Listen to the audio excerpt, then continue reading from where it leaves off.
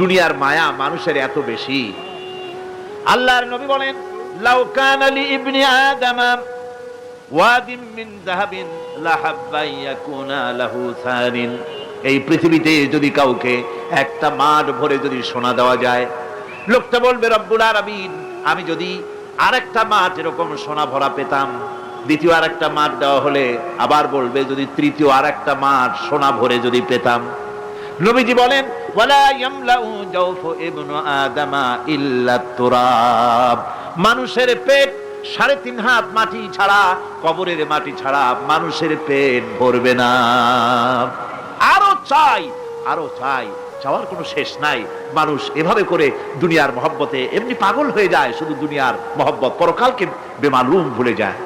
আমি কিন্তু এই কথা বুঝাতে চাই নাই যে পরকালের মহব্বতে, পরকালের ভয়তে বা পরকালের জন্য দুনিয়া আপনি বাজার ঘাট, বেচা কিনা, ব্যবসা বাণিজ্য সবকিছু ভুলে যান, না তা নয়।